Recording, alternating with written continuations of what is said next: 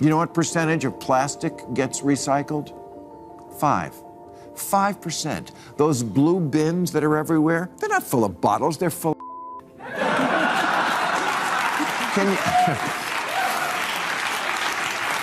Can you blame us for being a little cynical when you find out that all that plastic that we've been painstakingly separating out for the last 20 years all goes to the same place anyway? So yes, it's fun to laugh at powerful people. That's how I can afford to fly private. New rule, we may not be able to do much about the weather, but we do need a better plan for putting out a burning city than waiting for rain. America is so partisan now that even when there's a disaster of any kind, so many people choose to defend their own team, even over death. A lot of Democrats in this one-party state this week went right to, don't blame politicians, you can't do anything about the wind. Which is exactly half true, the wind part. Yes, fire is a tough fight out here, and yes, global warming absolutely makes it worse. But that's largely out of our control. What are we going to do, pass a ballot measure to make sure Chinese stop burning coal? The planet is screaming for help, and somehow the people in charge still don't seem to hear it. We've held conferences, passed laws, spent billions, and delivered endless speeches about saving the Earth. But the oceans are still choking, the skies are getting dirtier, and the so-called progress we're promised feels more like political theater than real change. Something isn't adding up. And that's exactly why Bill Maher is stepping in, calling out the hypocrisy, the empty promises, and the leaders who preach green virtue while quietly fueling the problem. This time, he's not pulling any punches. Buckle up. This isn't just commentary. It's a reality check we've needed for years. I tried to do my part for the environment. I never had kids. The one thing worse for the planet than private jets. It's true, because then they have kids. I had the first generation Prius in 2001. It looked like a Tylenol gel cap.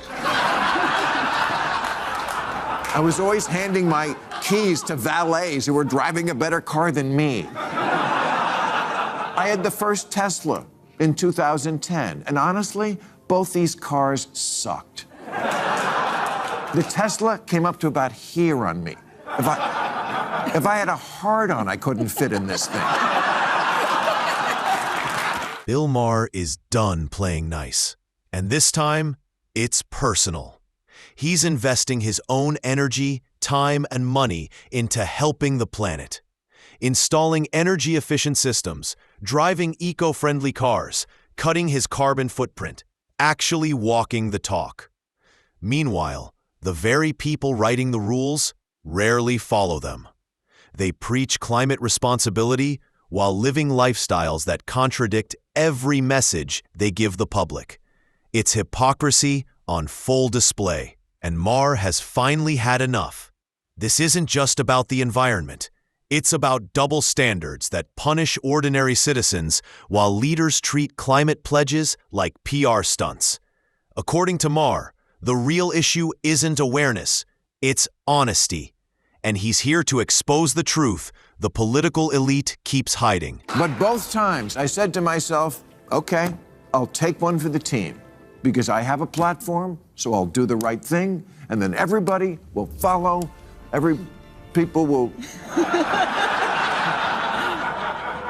Nobody followed. In 2021, 80% of new vehicles weren't electric, weren't even hybrid. They weren't even cars. They were SUVs and trucks. That's what people want. In 1973, the share of global electricity generated by coal was 38%. You know what it was 46 years later in 2019, after all the talk and all the trying? 37%. This is exactly what happens when leaders care more about optics than solutions. Every speech, policy announcement, and dramatic plea to save the planet feels like it's crafted for applause, not action. They shame regular people for driving gas cars or using plastic straws, then board private jets to attend climate summits across the world. That's not leadership, that's performance art. Instead of measurable progress, we get slogans. Instead of solutions, we get selfies. And while they protect their public image, the planet pays the price for their empty activism. You know what percentage of plastic gets recycled? 5%. Those blue bins that are everywhere, they're not full of bottles, they're full of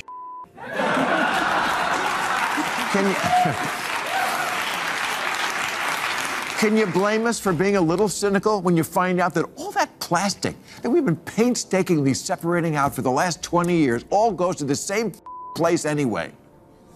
So yes, it's fun to laugh at powerful people. That's how I can afford to fly private. Maher takes aim at the absurdity of modern recycling, especially our belief that sorting plastics is somehow saving the world. He reveals what many people don't want to hear. Most of those carefully separated bottles and containers still end up in the same landfills as regular trash.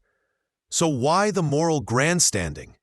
According to Maher, it's all a feel-good illusion crafted by politicians who want to look environmentally responsible without doing the hard work. We're recycling narratives more than solutions, and leadership is the biggest culprit. But we need to get serious. Really. More nuclear? Moving way more money into research and development? I don't know. But something serious. Because the real technological problem is the way people are wired. I know it's easier just to blame Taylor Swift's plane, but honestly, do you want to be stuck on Southwest with a pissed off Taylor Swift? More research will come. It always does. But Ma asks the question millions are thinking. What good is endless research when it rarely leads to real action? Billions are poured into studies, committees, and conferences, while the same leaders behind them continue sending mixed messages. It's a cycle of hypocrisy dressed up as progress. Data keeps growing, but accountability doesn't. Instead of researching solutions, Ma says we're researching excuses. And time is running out. New rule, we may not be able to do much about the weather, but we do need a better plan for putting out a burning city than waiting for rain. America is so partisan now that even when there's a disaster of any kind, so many people choose to defend their own team, even over death. A lot of Democrats in this one-party state this week went right to, don't blame politicians, you can't do anything about the wind. Which is exactly half true. The wind part. Yes, fire is a tough fight out here, and yes, global warming absolutely makes it worse. But that's largely out of our control. What are we going to do? Pass a ballot measure to make sure Chinese stop burning coal? Maher nails a hard truth. Nature is powerful, but poor leadership makes it far more destructive. Take the California wildfires. They've become a terrifying annual event, yet many could be prevented or controlled. Maher points to questionable water management decisions that directly affected firefighting efforts. Protecting wildlife matters, but what's the point if entire communities burn as a result? Maher's message is simple. We can't control nature, but we can stop making disasters worse. Axios ran a story on how getting the water out of the hydrants in Pacific Palisades was more complicated than it seems. I'm sure it is. I'm sure it's very complicated. That's why I pay 13% of my income in this state every year to people who I assumed were working on things like this.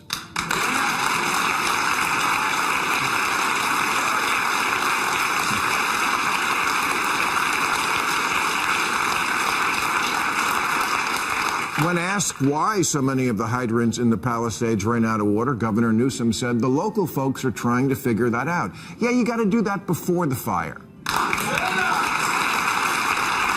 And that's the heart of the problem.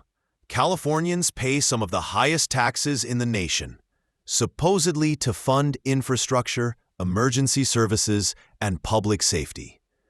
But when wildfires strike, resources often fail to reach the people who need them most. Homes burn, lives are lost, and leaders hold press conferences instead of delivering results. Maher's frustration reflects what millions feel. How can one of the richest states in America be so unprepared? It's incompetence disguised as leadership, and the public is paying the price. At least in the Palisades, the hydrants were still there. 300 other ones around the city are just gone, stolen for parts. One of the 3 reservoirs for the Palisades was offline at the one time of year when it was most needed. LA's Mayor Karen Bass, the Nero of American politics, was fiddling in Ghana while the city burned and later placed the blame on 8 months of negligible rain and winds that have not been seen in LA in at least 14 years. Yeah, that's not that long a time. Maybe look in the history books to see how our ancestors handled it back in 2 and 11. It's not like California's leaders didn't know wildfires were coming. Fires are practically a season of their own. The issue isn't ignorance, it's negligence. Decades of opportunities to prepare went unused. Instead of clearing dry brush, strengthening infrastructure, or securing water systems, politicians gave speeches and congratulated themselves. Then, when flames erupted again, they acted surprised. Californians don't need more promises, they need competence. Maher highlights a truth everyone can see. Leadership talks tough, but fails when it matters. The mayor said about cuts to the fire department's budget, there were no reductions that were made that would have impacted the situation. The fire chief here had a slightly different take. She said, "We are screaming to be properly funded.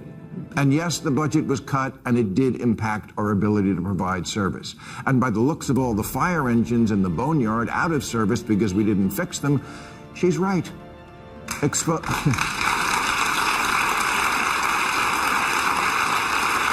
Cutting the fire department's budget is one of the most baffling decisions Maher calls out.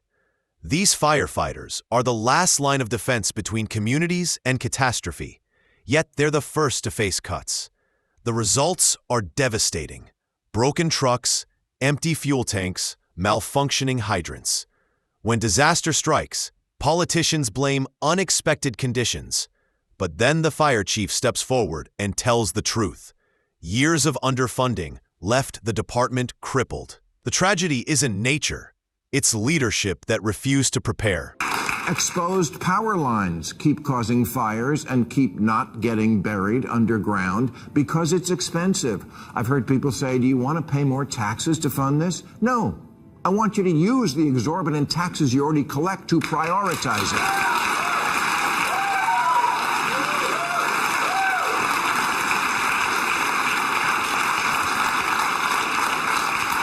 The power lines that cut through Topanga weren't upgraded because it endangered an herb, the milk vetch, which sounds like something they serve at Passover. And here lies the root of the crisis: misplaced priorities disguised as moral superiority. Instead of securing dangerous electrical lines known to spark wildfires, leaders focused on protecting plant habitats. The cost? Entire neighborhoods destroyed, families displaced, and billions lost. Critics argue these decisions valued symbolism over safety. Protecting nature matters, but not at the expense of human lives. Maher's message is crystal clear.